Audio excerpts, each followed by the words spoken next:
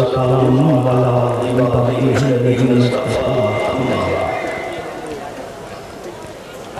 أعوذ بالله من الشيطان الرجيم.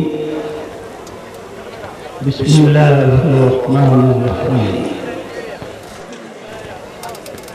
لتؤمنوا بالله ورسوله. صدق الله مولانا العظيم. وبلغنا رسوله النبي الأمين الكريم. ونحن على ذلك لمن الشاهدين والشاكرين. والحمد لله رب العالمين. صدر محترم واراکین بس، اسٹیج پہ تشریف فرما علماء کرام، عزت مآب قاضی شہر، استادات کرام، ائمہ کرام، برادران اسلام، ہم عمر دوستوں، نوجوان ساتھیوں، عزیز بچوں،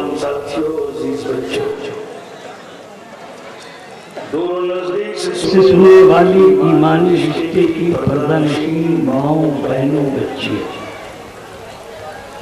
خوش عرض و معروف سے قبل بارگاہ نبوت و رسالت میں عقیدت مندی کے ساتھ ایک بار بآواز بلند ہدیہ درود پاک پیش کریں. اللہم صلی سیدنا مولانا محمد وبارک وسلم. صلاۃ و سلام علیک یا رسول اللہ. ایک عرب نے آدمی کا بول بالا کر دیا.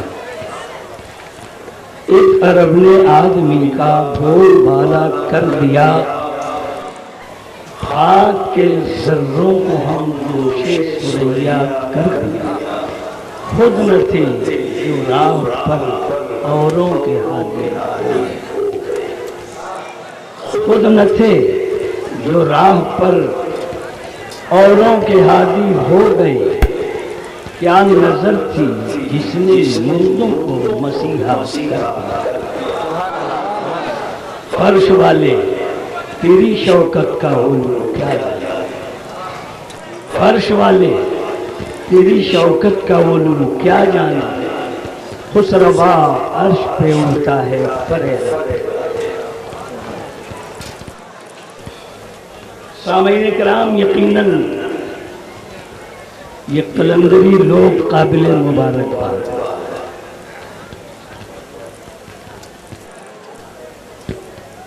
فاضل گرامی حضرت مولانا رمضان صاحب کی کارکردگی اور ان کے اساتذہ کی عنایت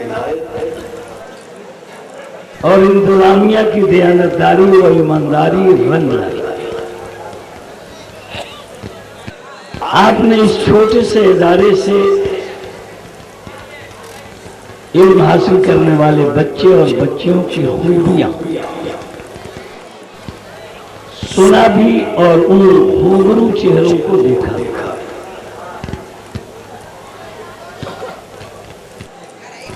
اللہ تعالیٰ نظر بد سے بچے اور بچیوں کو محفوظ فرمائے اور اس ادارے میں جو دور ہو ان کو قریب کرے. ایک عالم کا کام ہے علم کے شعبے قائم کرنا. دولت مندوں کا کام ہے اس کمزور بازوؤں کو پیسے سے مضبوط کرنا. اگر یہ دو پارٹیاں ایک جگہ رہیں تو کوئی بدلی علم کے سورج کو ڈھک نہیں سکتا. اگر یہ جملہ گاڑھا ہو گیا ہو تو آسان کرو. سرمایہ دار اگر دیتے رہیں، کمیٹی والے دیانتداری کے ساتھ خرچ کرتے ہیں اور مدرسین ایمانداری کے ساتھ کام کرتے رہیں، قوم کی جہالت مٹ جائے گی اور قوم کا ہر گھر نقطۂ نور بن جائے گا.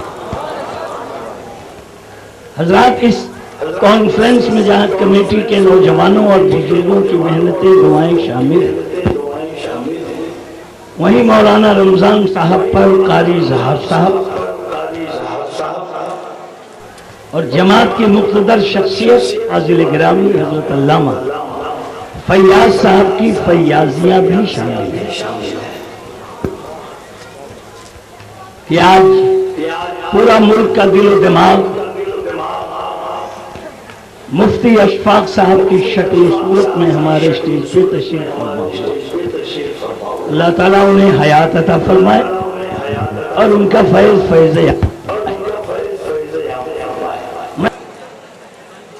میں ابھی اس امید کے ساتھ اپنی گفتگو آگے بڑھاتا ہوں کہ آپ اس ادارے کا جس ادارے کا پھل پھول آپ نے دیکھا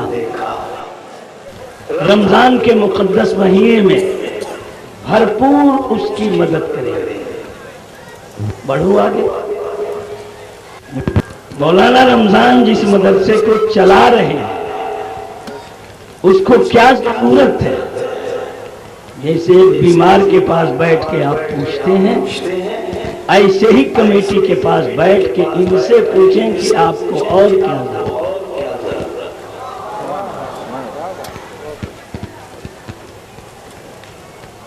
اللہ تعالیٰ صرف آپ کے سوچ ہی کو قبول کر لے۔ سامعین، سر شام سے اب تک دور و نزدیک سے آئے ہوئے معزز مہمان،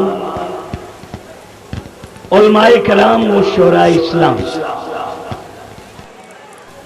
جن سے آپ نے عشق و محبت میں ڈوبی ہوئی نعتیں، علماء کرام سے ایمانی سچی اچھی باتیں ایک کے بعد دیگرے سماعت کی۔ رات اب ڈھل چکی ہے اور میں اور سحری اسی کے بیچ میں ہوں۔ کمیٹی کا دباؤ ہے، ان مہمانوں کو بغیر سحری کرائے ہم جانے نہیں دیں، اسی لیے یہ رات لمبی کی گئی۔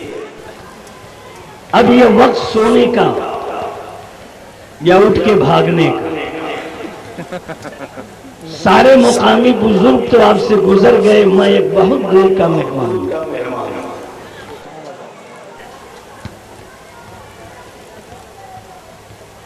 اگر میں اس امید پر اپنی گفتگو آگے بڑھاؤں کہ آپ دوران تقریر بھاگیں گے نہیں، تب تو میں آپ کے بھاگ سے قریب ہوں۔ ہر رات جاگے ہیں آپ اپنے مال کی حفاظت کے لیے، اور آج جاگ جائیے اپنے اعمال کی حفاظت کے لیے۔ اگر ہر رات آپ کے اور آپ کے ماں باپ کے لیے ہے تو آج کی رات یقیناً رسول پاک کے لیے ہے۔ دنیا اسلام کی اس عظیم شخصیت کی بارگاہ 32 برسوں سے خراج تحسین آپ پیش کر رہے ہیں، اور آج بھی وہ موقع وہ سمے آپ کو حاصل ہوا کہ آپ اپنے گھروں کو خدا کے حوالے کیے ہیں اور خود کو بو علی شاہ کے حوالے کیے۔ یہ بزرگوں کی نگری ہے، یہاں کے مہاراج کا نام غریب نواز ہے، صوفیوں کے بھرم رکھنے والی ذات کا نام صوفی حمید الدین۔ اس علاقے اور چھیتر میں اولاد غوث اعظم بھی ہیں، اور پانی پت کے رہنے والے بو علی شاہ قلندر بھی۔ میں ایک جملہ کہہ کے پھر تقریر شروع کرتا ہوں۔ پیدا ہوئے پانی پت، قیام کیا کرنال، دونوں گاؤں قریب قریب ہیں، اب وہ شہر ہے۔ کرنال کے لوگ بے پناہ بو علی شاہ قلندر کے دیوانے اور ماننے والے تھے۔ عمر پوری ہوئی، آپ کا وصال ہوا، یہ خبر پہنچی پانی پت کہ حضرت کا انتقال ہو گیا. منظم طور پر پورا پانی پت جمع ہو گیا. سارے کاسٹ اور سارے قوم کے لوگ جمع ہوئے. امانت ہماری ہے, ہماری سپورٹ. یہی کیا کم ہے کہ پوری عمر تم نے فائدہ حاصل کیا. ہماری چیز ہمیں. کرنال والوں نے کہا کہ اگر اتنے ہی خوش قسمت تم ہوتے تو پوری عمر یہ ہم میں کیوں ہوتی. اب قیامت تک ماتم کرو, ہم نہیں جانے دیں گے. لڑاکا دونوں جگہ ہیں. باتوں بات پھنس گئے. دونوں طرف سے تلواریں نکل گئی. اب تلواریں فیصلہ کریں گے کہ میت کہاں رہے گی. جو جیتے گا لاش وہی لے کے جائے گا. حضرات اب آنکھیں کھل گئیں کہ یہ تلواریں کس خون میں نہائیں گے. کتنے گھر سونے ہوں گے اور کتنی بیٹیاں بیوہ ہوں گی. کتنے گھر کا چراغ بجھنے والا ہے. تماشائی ہے. اچانک کسی نے کہا کہ آخر لڑائی کیوں ہے. لڑا جائے اس مردے کے لیے جو نہ بولتا ہو. ہماری عقیدت کی دنیا میں یہ مرا ہوا نہیں ہے, صرف دنیا بدلا ہے. خدام کو لوگوں نے آواز دیا. خدام قریب ہوئے. کہا کہ آپ کوئی فیصلہ. کہا ہم تو ایک قبر تیار کرنے کے موڈ میں ہیں اور یہاں دیکھتے ہیں کہ پورا شہر قبرستانی ہو. کہا تو کوئی فیصلہ نہیں, حل کرو.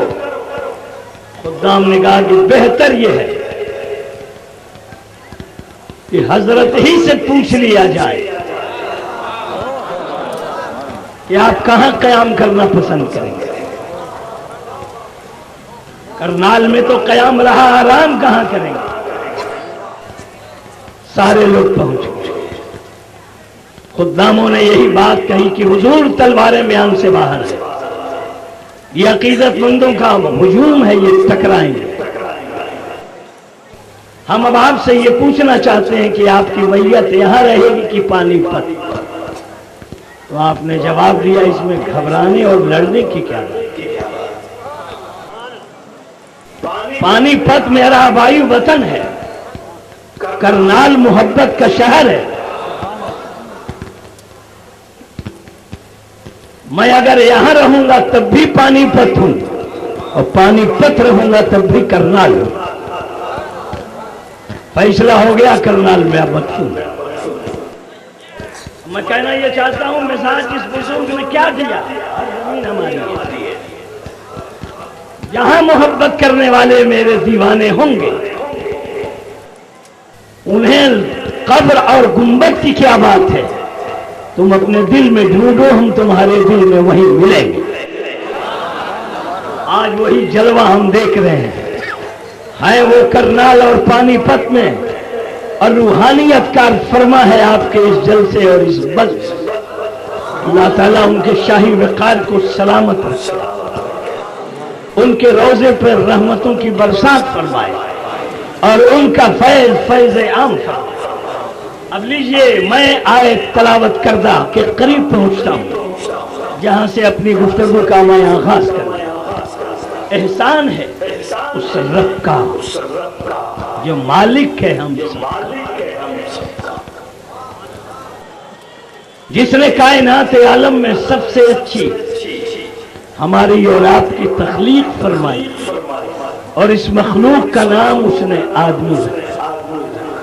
آدمی سے بہتر کوئی تخلیق نہیں, اور اس سے عمدہ کوئی مخلوق نہیں. نہ آسمانوں میں اس کا کوئی جواب ہے, نہ زمینوں میں اس کا کوئی جواب. حضرات بطور ایگزامپل میں دو چہرے پیش کروں. ایک جانوروں کا اور ایک فرشتوں کا. جانور وہ ہے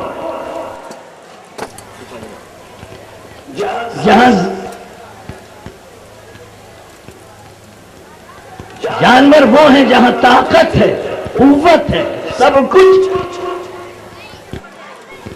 مگر عقل نہیں، زبان ہے عقل نہیں۔ فرشتے وہ ہیں جہاں عقل ہے مگر زبان نہیں۔ ایک کے پاس زبان نہیں، ایک کے پاس عقل نہیں، لیکن الحمدللہ ہم وہ آدمی ہیں جو زبان بھی ہے اور ہم میں عقل۔ یہی وجہ ہے کہ جب ہم سنورتے ہیں تو فرشتوں سے 70 درجہ اچھے ہوتے ہیں، اور جب ہم بگڑتے ہیں تو گدھے سے بھی بدتر ہوتے ہیں۔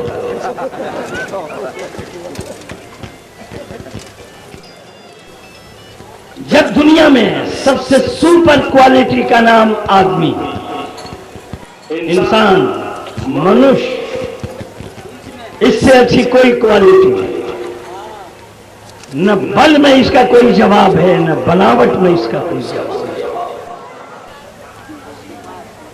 کوئی دنیا کی ایسی چیز نہیں جو 4 چیزوں سے بنی ہو۔ پانی میں بل ہے، آگ میں بل ہے، ہوا میں بل ہے، دھرتی میں بل ہے، لیکن مٹی صرف مٹی ہے، آگ صرف آگ ہے، ہوا صرف ہوا ہے، پانی صرف پانی ہے۔ مگر آدمی وہ ہے جس میں آگ ہے، ہوا ہے، پانی ہے، مٹی ہے، آگ جس آگ کا کوئی جواب نہیں، پانی جس پانی کا کوئی جواب نہیں، ہوا جس ہوا کا کوئی جواب نہیں، چاروں چیزوں کا کوئی جواب نہیں۔ میں قاضی شہر آپ کی خدمت میں حاضر ہو کے کہنا چاہوں گا، کون ایسی آگ ہے جس کو آدمی نے بجھایا نہ ہو؟ ہر آگ کو جو بجھا دے اس کا نام ہے آدمی، اور جہاں نہ لگتی ہو وہاں بھڑکا دے اسی کا نام ہے آدمی۔ آگ لگانا بھی جانتا، آگ بجھانا بھی جانتا، لیکن اس کے اندر آگ ایک ہے، یا تو عشق کی آگ ہے، یا وہ عبادت کی آگ ہے، یا وہ سخاوت کی آگ ہے، یا وہ شجاعت کی آگ ہے۔ جب یہ آگ بھڑک جائے تو یہ نہیں دیکھتا کہ 72 کیا ہوتے ہیں اور 22,000۔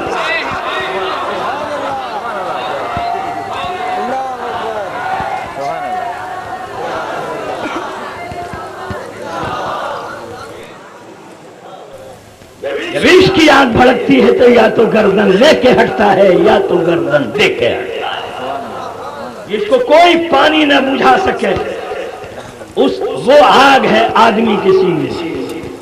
حضرات میں پھر مڑتا ہوں، کیا آدمی کا جواب کوئی آگ ہے؟ 80,000 ٹن لکڑیوں میں آگ لگانے والے کا نام ہے نمرود۔ 80 لاکھ ٹن لکڑیوں میں آگ لگانے والے کا نام ہے نمرود، اور آگ سے آنکھ ملانے والے کا نام ہے ابراہیم۔ بھڑکتے ہوئے آگ کے شعلے دامن کو بھی گرم نہ کر سکے، اور آگ کو بھی اپنا مزاج آگ میں بدلنا پڑا۔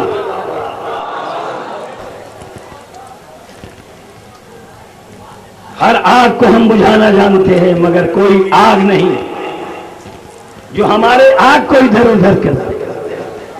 اور پانی تو پانی ہے، سارے دریا بہہ جائیں کسی کے لیے کوئی احسان نہیں، گنگا جمنا کے دھارے بہہ جائیں کوئی احسان نہیں، لیکن میں بھائیو آپ سے کہنا چاہتا ہوں، ایک قطرہ اگر آنکھ سے آپ کے پانی گر جائے تو عمر بھر اس پانی کا کوئی جواب نہیں۔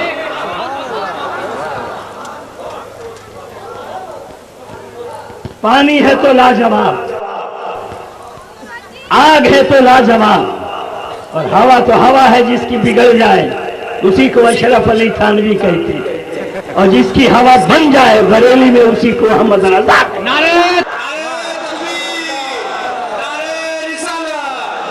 تکبیر، نعرہ رسالت، مسلک اعلی حضرت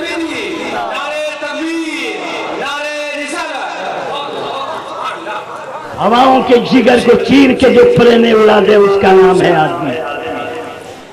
ट्रकों के चक्कों में जो भर के अपना गुलाम बना दे उसी का नाम है आदमी। गैस सिलेंडर बना के चूल्हों के पास जो रख दे उसी का नाम है आदमी। लेकिन ऐ हवा तुझमें दम हो तो जरा आदमी की हवा से तो बात कर। इस हवा का कोई जवाब नहीं। अब लीजिए मैं चौथी चीज के करीब आ रहा हूं। ऐ जमीन तेरा हम बंदे मातरम क्या कर, तेरे आगे हम सर क्या टेकें। अगर तेरा दावा यह है कि तू भी मट्टी मैं भी मट्टी, तो मैं कहूंगा ये तुम्हारी भूल है। तुम्हारी मिट्टी और है, हमारी मिट्टी और है। तुम्हारी मिट्टी अगर नासिक की है तो अंगूर पैदा किया, नागपुर की है तो संतरा पैदा किया, कश्मीर की है तो सेब पैदा किया, अफगान की है तो बादाम पैदा किया। इससे आगे तेरी हैसियत क्या? पंजाब की है तो गेहूं, बंगाल की है तो धान। अब रख ध्यान, मेरी मिट्टी ख्वाजा मोइनुद्दीन पैदा करने वाला, सूफी हमीदुद्दीन पैदा किया, इसी ने नागपुर में ताजुद्दीन पैदा किया, कलियर में अलाउद्दीन पैदा किया, दिल्ली में निजामुद्दीन पैदा किया, इसी मिट्टी ने अहमद रजा पैदा किया, मुजद्दिद अल्फसानी पैदा किया, इसी ने अली भी पैदा किया है, अबू अली भी पैदा। नारे तकबीर, नारे रिसालत।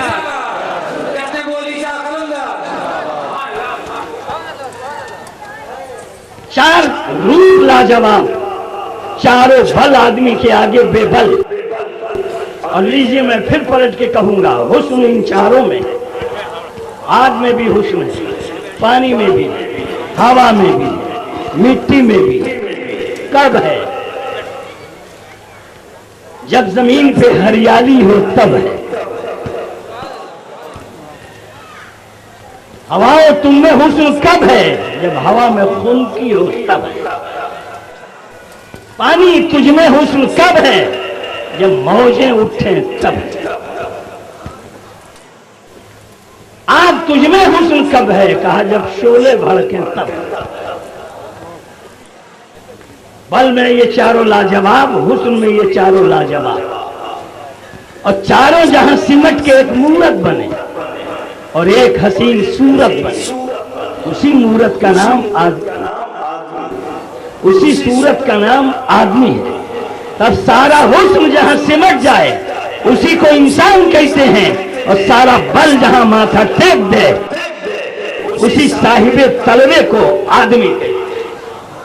अभी आदमी का सर बड़ा ऊंचा सर, मामूली सर नहीं, जिसने दरियाओं के धारों का रुख मोड़ा वो आदमी, आग के अंगारों को जिसने बुझाया वो आदमी, जिसने जमीन पर खेतियां की हैं वो आदमी। अब सवाल यह है कि ये झुके तो झुके, ये भी सर रखता है झुकाने वाला, और ये भी दिल रखता है बिछाने वाला।